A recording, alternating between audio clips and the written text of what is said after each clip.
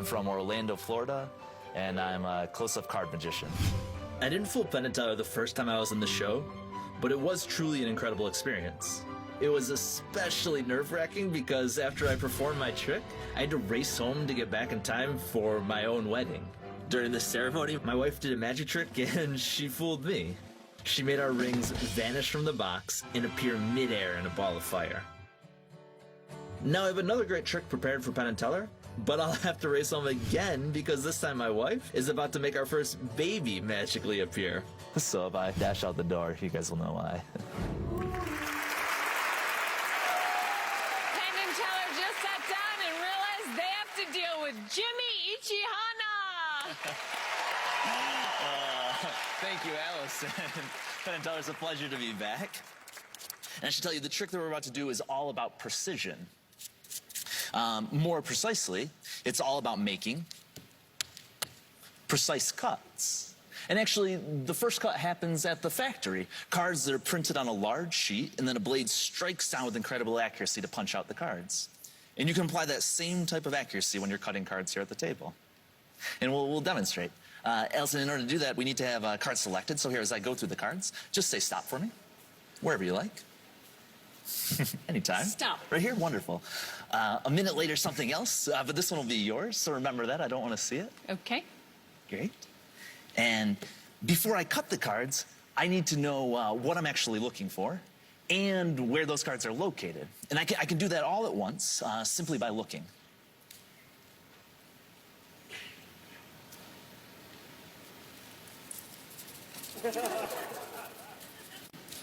Done. Allison, we're missing one. Yes. Yeah, oh, so you know better than that? We're missing an ace. Actually, you know what? Even better than that, I believe I saw the diamonds, the clubs, and the spades. So you have to have the ace of hearts. The ace of hearts? Thank you. But the more challenging part is to remember where I saw those other aces.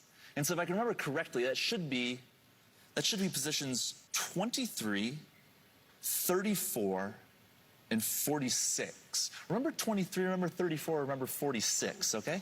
And we can go ahead and we'll check here. That's 1, 2, 3, 4, 5, 6, 7, 8, 9, 10, 11, 12, 13, 14, 15, 16, 17, 18, 19, 20, 21, 22, 23. And that's an ace. 24, 25, 26, 27, 28, 29, 30, 31, 32, 33. This would be 34. And that would be another ace. 35, 36, 37, 38, 39, 40, 41, 42, 43, 44, 45. This would be 46. And that would be another ace. And of course, those are all our aces. But you know, even if I know exactly where the cards are located, I still need to be able to cut that precise number of cards. Right? And Elsa, can you hold out your hand like this for me? And if I place your card on your hand, you could feel that, right? That weighs something. Not much. I mean, it's not very thick. But if you did this every day, week after week, month after month, you can start to tell the difference between 1 and 2, 2 and 3, 3 and 4, until you knew precisely how many cards you were holding. And here, we'll try this with just your card. We're going to attempt 10 exact cuts. That's 1 and 2, that's 3, that's 4 and 5, that's 6, that's 7, that's 8, that's 9, and that's 10. That's 10 exact cuts. And I can show you that they're exact. I can show you that they're exact. Because see, in the first pile, there's just 1 card. And while in the second pile, there's only 2 cards. The third pile, you know it's an exact cut because there's just 3 cards. And in the fourth pile, well, there's 4. In the fifth pile, you can start to see the pattern. That's 5 cards in the fifth pile. And in the sixth pile, well, 3 and 3 would be 6. In the seventh pile, that's 1, 2, 3, 4, 5, 6, and 7. In the eighth pile, that's 1, 2, 3, 4, 5, 6, 7, 8. In the ninth pile, that's 1, 2, 3, 4, 5, 6, 7, 8, and 9. And in the 10th pile, well, there's not enough cards to have 10. But we did cut 10. We cut exactly 10. And you know what? Not just any 10. That's the 10 of hearts, because Allison, remember, you wanted the hearts. And if we start with the ace and we end with the 10, well, then in the pile with 2, that would be the 2 of hearts. The pile with 3 cards, that would be the 3 of hearts. That's the 4, that's the 5, that's the 6, the 7, the 8, the 9, and the 10. Thank you. You know, we cut to 10, we cut all the 10s, that's 10 exact cuts. Thank you. But of course, I mean, now you've seen me make exact cuts, Allison, it's time for you to make an exact cut. I know you don't have to do a full 10 exact cuts yourself, but we will try at least one here. And I don't want to, we'll use all of the cards, and I don't want you to actually see exactly what you're going for. So we'll add in the aces along with the jokers and the advertising cards. And Allison, if you would, just for a moment, if you would close your eyes, and I'm going to show everyone else what you'll be aiming for. So we'll get, this will be our target card. Like that. Beautiful. And we will place that right about here. And Allison, if you'd open your eyes for us, please.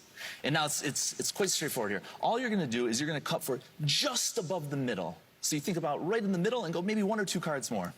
Yeah, you've got this. You can do this. An exact cut. Yeah, this looks wonderful. This looks wonderful. Yeah, set that down. This is good. This is good. And I don't even want to touch it. Go ahead and pick up the card that you just cut to.